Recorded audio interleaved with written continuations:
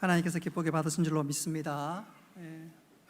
오늘 찬양 가사도 참 좋고 또 곡도 좀 생소한 것 같은데 참 은혜로운 가사와 곡으로 우리 심령을 촉촉히 적셔주고 하나님께 영광 돌리는 줄로 믿습니다. 우리 올해 암송 말씀 우리 다 같이 한번 암송합시다. 시작. 내가 산을 향하여 눈을 들리라. 나의 도움이 어디서 올까? 나의 도움은 천지를 지으신 여호와에게서로다.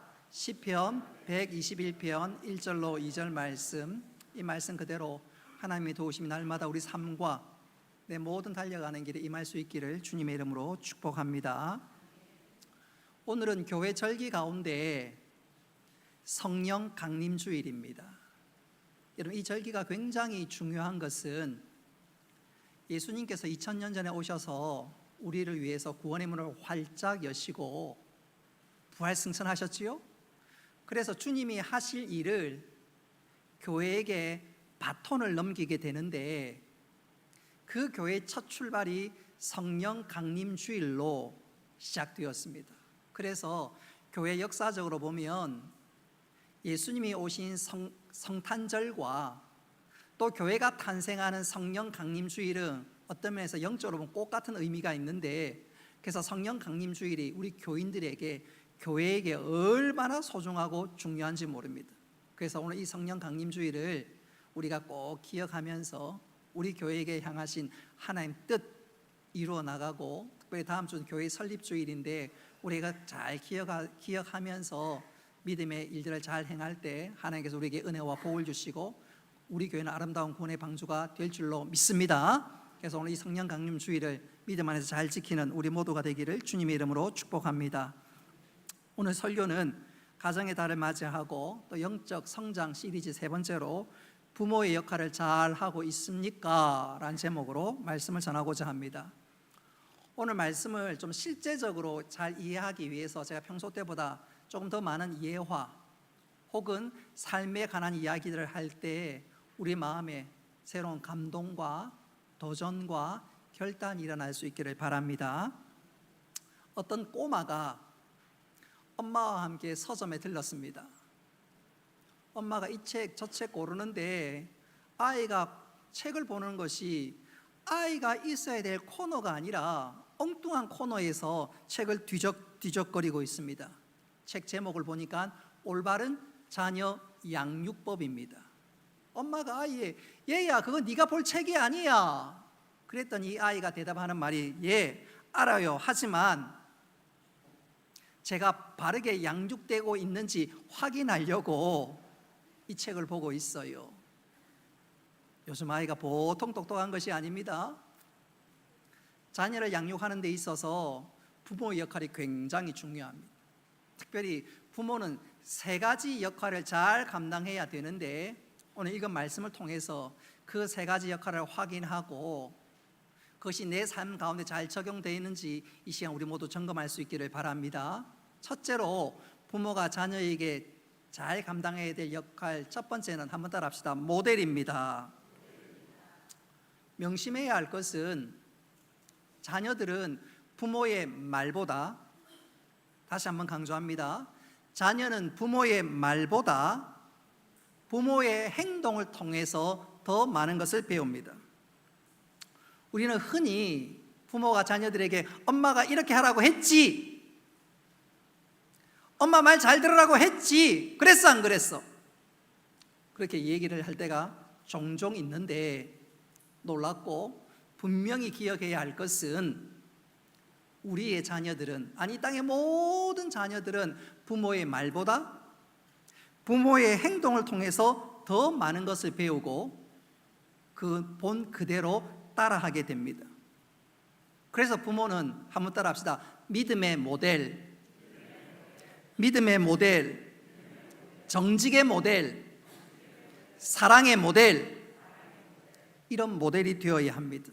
오늘 읽은 말씀이 바로 그것을 강조하고 있지요. 우리 잠언 22장 6절 말씀 같이 한번 읽어봅니다. 시작.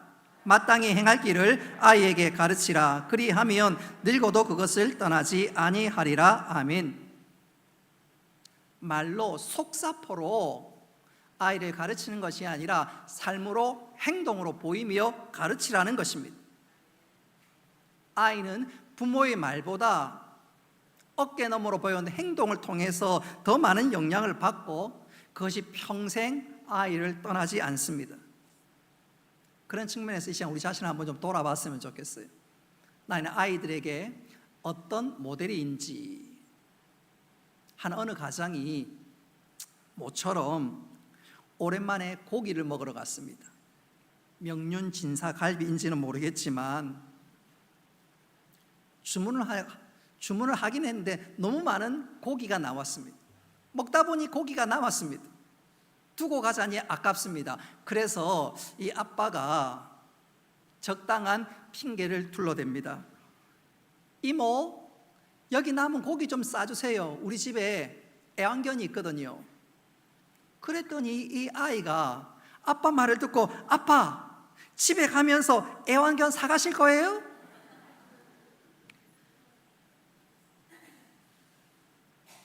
그 아빠가 그 자녀에게 어떤 모델이 되고 있을까요?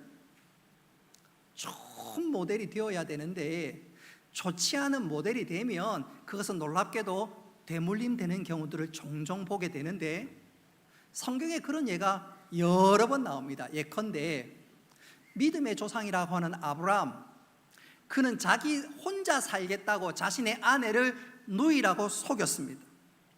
바로에게 속였습니다. 근데 그것을요, 이삭이 그대로 보고 배웁니다. 자기도 살겠노라고 자기 아내를 누이라고 아비멜렉에게 속였습니다. 그 아버지의 그 아들이 되고 말았습니다. 나쁜 모델이지요. 또 이삭은 쌍둥이 아들 가운데 장남 에서를 편애했습니다. 그러니까 이 쌍둥이 동생이었던 야곱이 그걸 딱 보고 자기는 절대로 안 그래야지 하면서 그대로 배우게 되는데, 이 야곱은 누구를 편애하지요? 요셉을 편애하게 됩니다. 그 결과 가정에 큰 풍파가 들이닥쳤습니다. 다윗은 8명의 아내를 두었는데 솔로몬은 그거 그대로 배워서 나중에 무려 700명의 아내를 두었습니다. 저는 하나도 감당 못하는데 이거 700명 정말로 무섭습니다. 그래서 부모는 자녀들에게 한번 따라합시다. 좋은 모델이 되어야 합니다. 좋은 모델이 되어야 되고, 그것이 바로 부모가 자녀를 향한 사명이란 사실을 꼭 기억해야 합니다. 좋은 모델이 되지 못하고 그냥 시간을 보내면 나중에 두고 후회할 수가 있는데, 그런 측면에서 자신의 지난 과거를 자책하면서 글을 써서 책으로 엮은 분이 한 분 계시는데, 그분이 우리가 잘 알고 있는 전 문화부 장관 이어령 씨입니다. 그가 돌아가기 직전에 책을 마지막으로 쓴 책이 딸에게 보내는 굿나잇 키스라는 것이. 마지막에 아이 잘 자라고 아빠가 딸을 으스러 안으면서 뽀뽀하는 경우들이 있지요. 아들, 딸이 너무너무 이쁘고 사랑스러우면 아빠가 얼굴을 막 부벼대지 않습니까? 잘 자라 뽀뽀하지요. 바로 굿나잇 키스, 딸에게 보내는 굿나잇 키스 책을 펴냈습니다. 이어령 씨가 그 책을 쓰면서 이런 고백을 했습니다. 나는 책을 늘 쓰고 글쓰기에 집중하면서 정작 가족을 제대로 돌보지 못했다. 그는 글 쓰는 것과 책 읽는 일에 집중하면서 정말 중요한 가족은 정작 돌보지 못했다는 것입니다. 이 아빠가 글을 쓰는 동안 이 엄마는 아빠가 남편이 글 쓰는 거 방해될까 싶어서 딸을 들쳐업고 바깥에 나가서 서성이기를 수도 없이 했습니다. 이어령 씨가 유명하게 되었음에도 불구하고 글 쓰는 일과 책 읽는 일은 멈추지 않았습니다. 이어령 씨가 좋은 글들과 책을 통해서 동시대 사람들에게 좋은 선물을 안겨주었지만 정작 중요한 가족, 특별히 사랑하는 자녀들을 제대로 돌보지 못했습니다.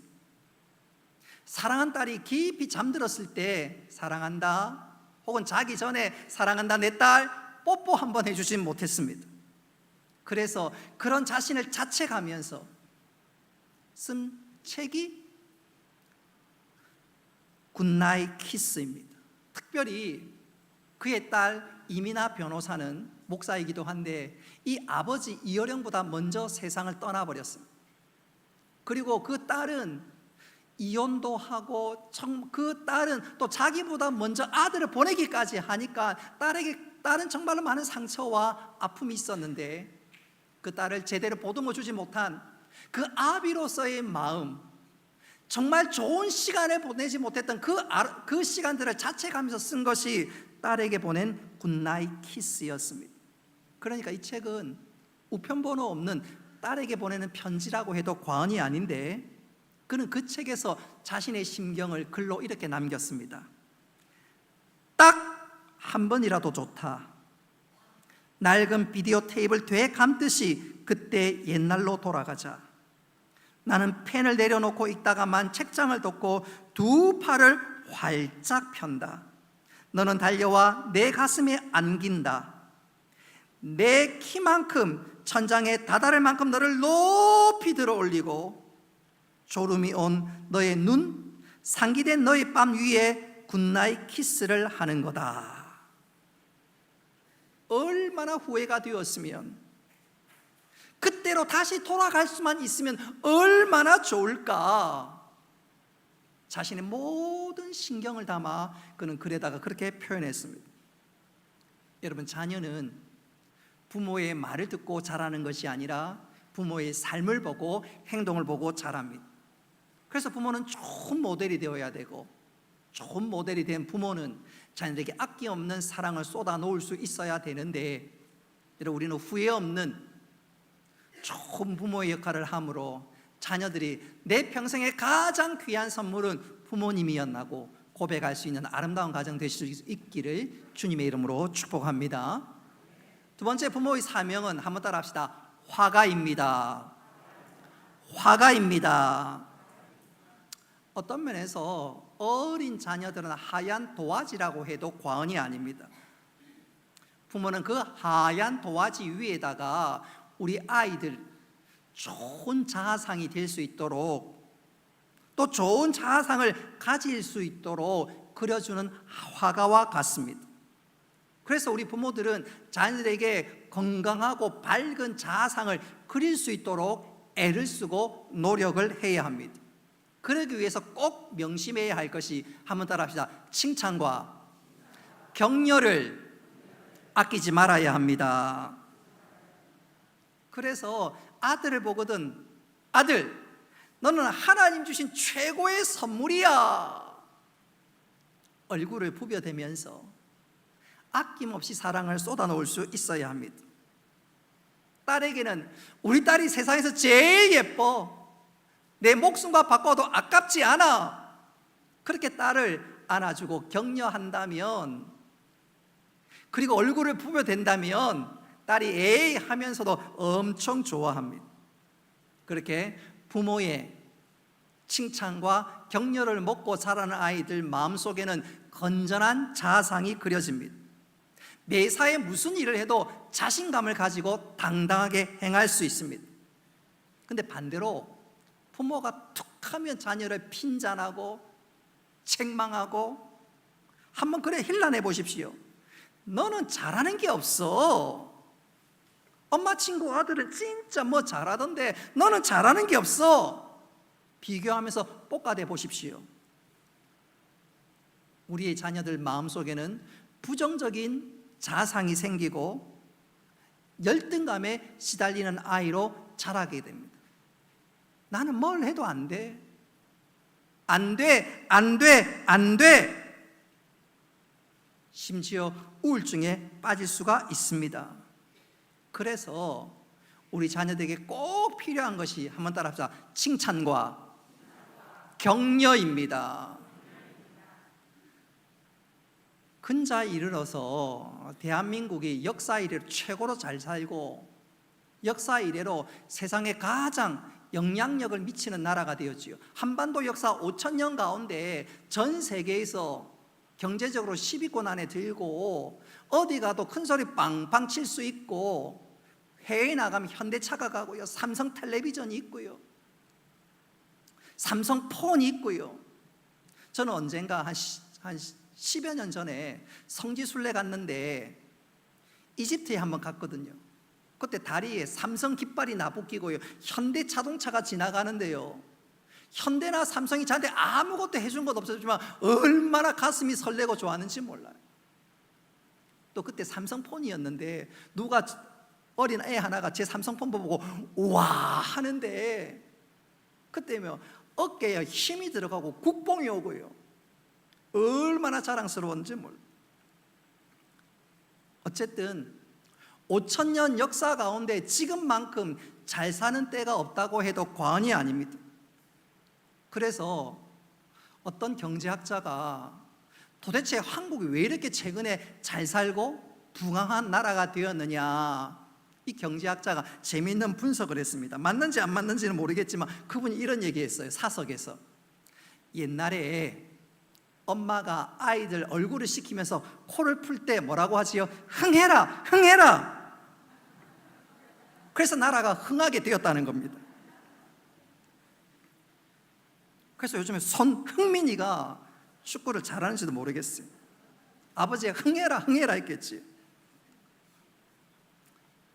우스갯소리지만 한 가지만큼은 분명합니다. 자녀는 부모가 말하는 대로 됩니다. 여러분, 우리 자녀들과 대화할 때 조심하고 명심해야 될 것이 있는데, 그것은 바로 부모가 말하는 방식입니다. 여러분 잘 들으십시오. 부모가 말하는 방식입니다. 부모가 자녀에게 말을 할 때 사실만 말하면 되지 핀잔이나 판단을 섞어 넣으면 안 됩니다. 너는 항상 엄마 말 안 듣더라, 너 엄마에게 불만 있어, 그건요 판단이 들어간 말이지요. 그때는 그게 아니라 사실만 말하면 되는 거예요. 얘야, 엄마가 이렇게 하라고 했잖니, 그것만 하면 돼. 거기로 끝나야 돼요. 근데 너는 항상 그렇더라, 그러면 안 돼요. 너 불만이 있는 것 같아, 너 항상 그래. 아이를 정죄하고 판단하는 거지요. 그게 아니라 사실만 말하면 됩니다. 판단하고 핀잔하고 정죄하면 아이들 마음에 큰 상처를 입게 되고, 그것이 오늘 에베소서 6장 4절 말씀에 나오는 그대로 자녀를 노엽게 하는 것입니다.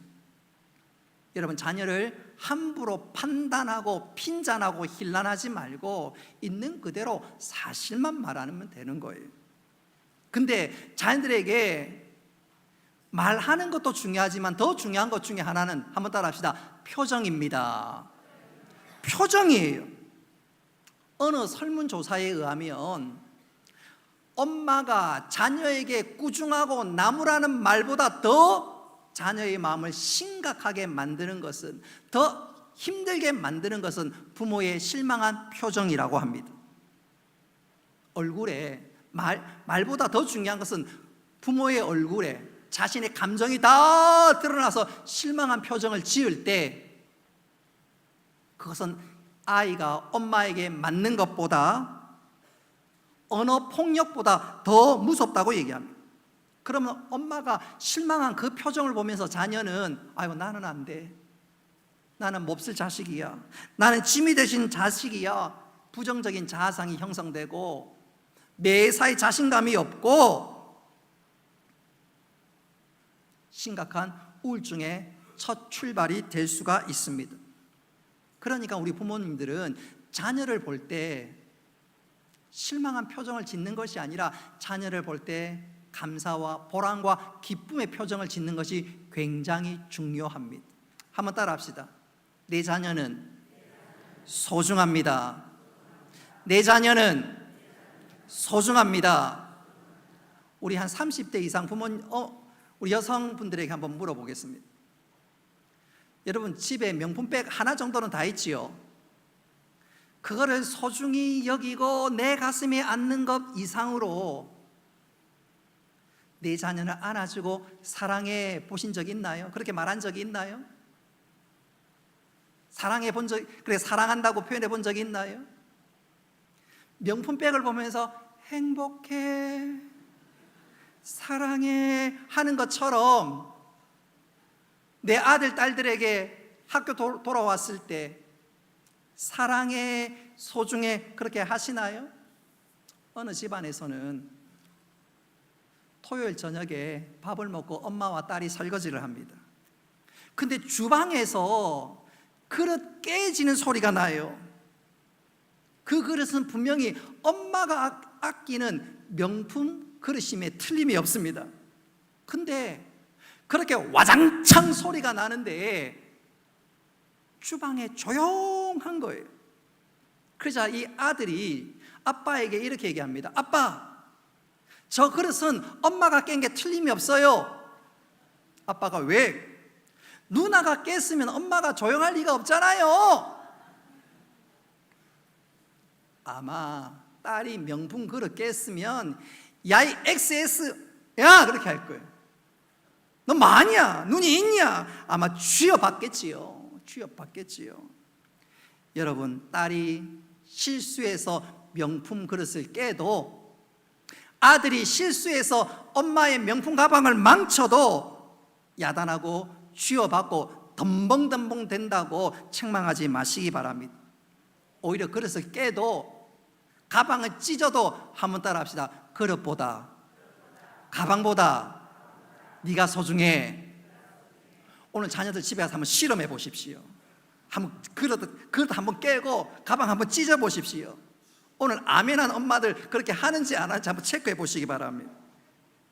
중요한 것은 우리 아이들이 얼마나 소중하고 사랑스러운지.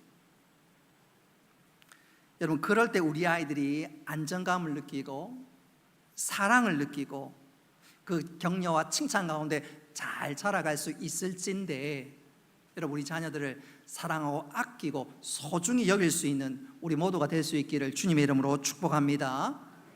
마지막 세 번째로, 부모의 세 번째 역할은 한번 따라 합시다. 청지기입니다. 우리 에베소서 6장 4절 말씀 같이 한번 읽어보겠습니다. 시작.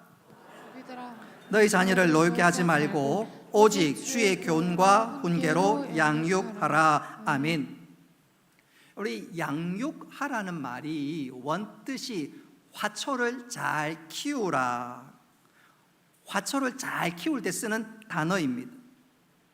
과거에도 아마 그랬던 것 같아요. 화초를 키울 때 정성을 다해서 키웠던 것 같습니다. 화초를 정말로 사랑하는 사람들은 물 주고 흙을 갈고 잎을 닦아주고 온갖 정성을 다하지요. 심지어 어떤 분은 그런다고 그래요. 출근할 때 화초에게 인사합니다. 엄마 다녀올 때까지 잘 있어. 남편에게는 인사하지 않지만 화초에게는 인사한다 그래요. 그렇게 정성스럽게 키우고 관리하고 보호하는 것, 그게 양육입니다. 여러분, 자녀는 어떻게 하라고요? 양육하라고. 그렇게 정성껏 키우라고 말씀합니다. 왜 그럴까요? 자녀는 하나님께서 하나님의 사랑하는 딸과 아들을 누구에게? 부모에게 맡겼기 때문에 그렇습니다. 하나님의 사랑하는 아들, 딸을 누구에게 맡겼다고요? 부모에게 맡겼다 그 말입니다. 여러분, 하나님의 것은, 한번 따라 합시다. 하나님의 것은 명품 중에 명품입니다. 여러분, 똑같은 마이크고 스피커고 물건이고 피아노라 할지라도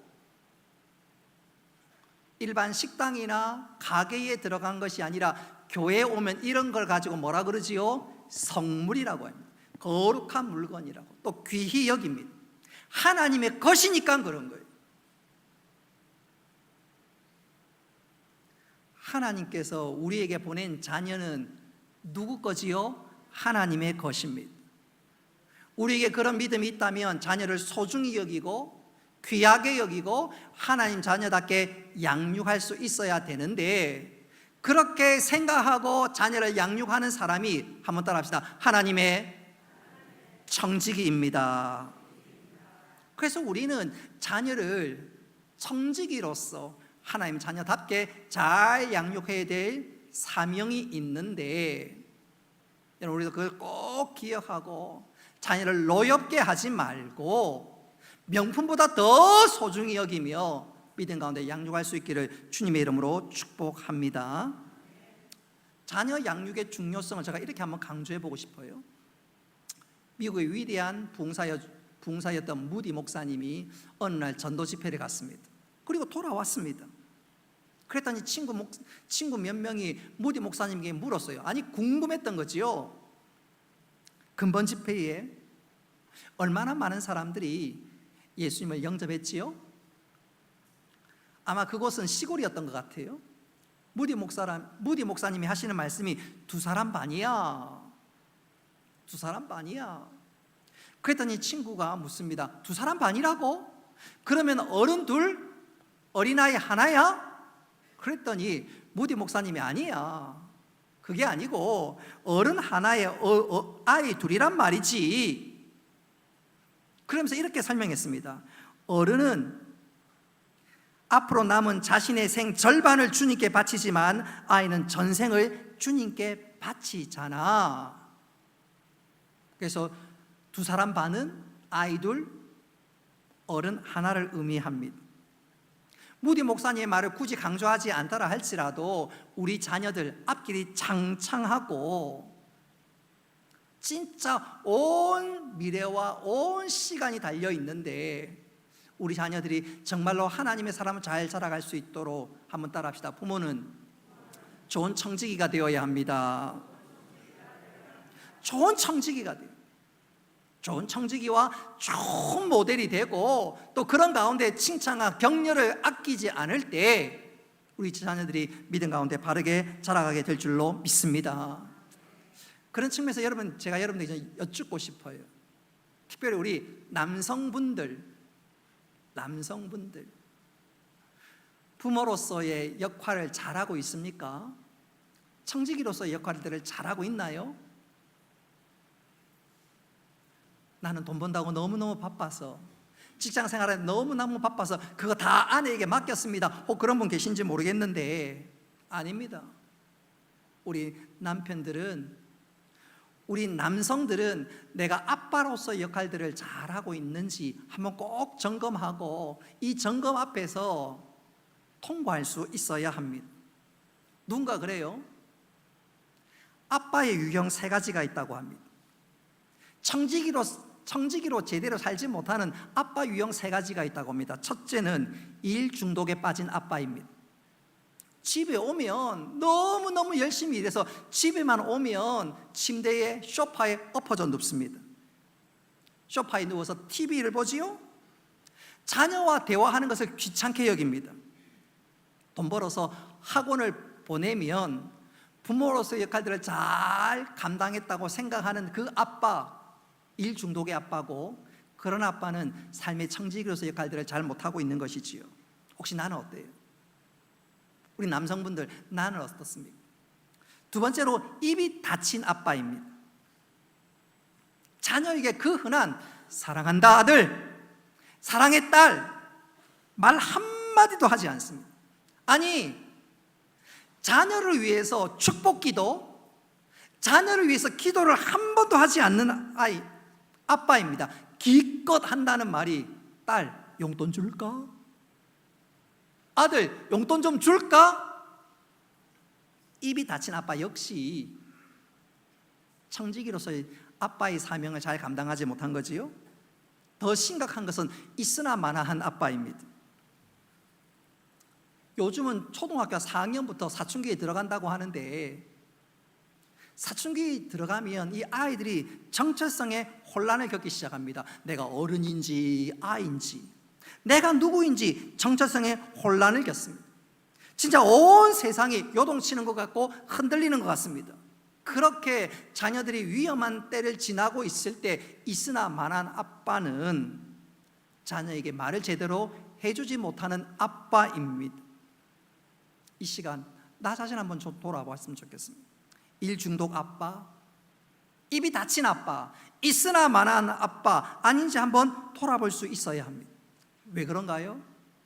하나님께서 우리를 자녀를 잘 양육하는 청지기로 부르셨는데 그러지 못한다면, 혹 내가 이 셋 중에 하나가 된다면 심각하게 고민하면서 내 삶을 돌이키고 다시 한번 하나님 앞에서 내가 청지기로 살겠노라고 다짐과 결단이 있어야 되기 때문에 그렇습니다.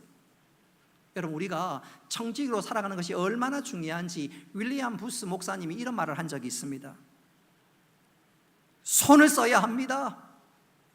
부모 여러분, 빨리 손을 써야 합니다.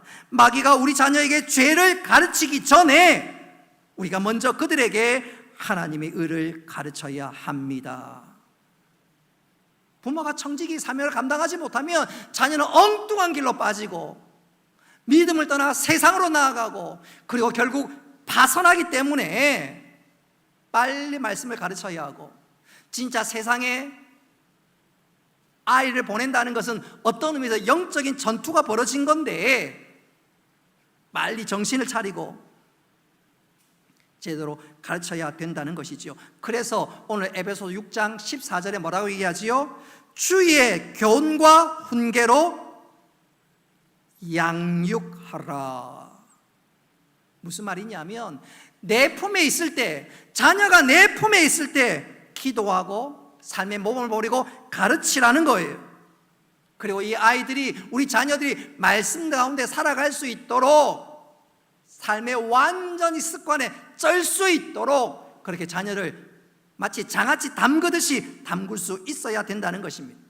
방금 말씀드린 대로 부모가 자녀를 양육할 수 있는 시간이 무한정 계속되는 것이 아닙니다. 기껏해야 30년입니다. 경우에 따라 한 35년, 40년 갈 수도 있겠지만 기껏해야 30년을 제대로 넘지 않습니다. 그리고 그 시간이 지나면 자녀들은 다 부모 품을 떠나게 됩니다. 어느 목사님이 딸을 시집 보내는데 딸이 시집가기 하루 전날 엄마 아빠에게 편지를 하나 썼습니다. 카드를 들이내미는데 그 카드 내용에 이런 글이 적혀 있습니다. 엄마 아빠, 저를 낳아주시고 키워주셔서 감사합니다. 예수님을 믿어 하나님의 자녀로 키워주셔서 감사합니다. 그 사랑 잊지 않고 잘 살겠습니다. 엄마 아빠 사랑하고 감사해요. 글씨 하나하나 꾹꾹 눌러 썼는데 그거 보면서 엄마 아빠가 그 자리에서 울었다고 합니다. 여러분 어떤가요? 분명한 것은 자녀들은 조금 있으면 다 떠나버립니다. 떠나기 전에 우리 부모는 우리 부모의 역할들을 잘 감당할 수 있어야 돼요. 마음껏 사랑하고 축복하고 기도하면서 양육할 수 있어야 됩니다. 그럴 때 우리 자녀들이 흘러 신앙의 명문가정 될 줄로 믿습니다. 이제 말씀을 맺도록 하겠습니다. 저는 이 설교를 마무리하면서 한 예화를 여러분에게 소개하고 싶어요. 어떤 아이가 엄마에게 묻습니다. 엄마, 할아버지는 하나님이 만드셨지요? 엄마가 그렇지. 엄마, 아빠도 하나님이 만드셨지요? 그렇지, 우리 아들 똑똑하네. 엄마,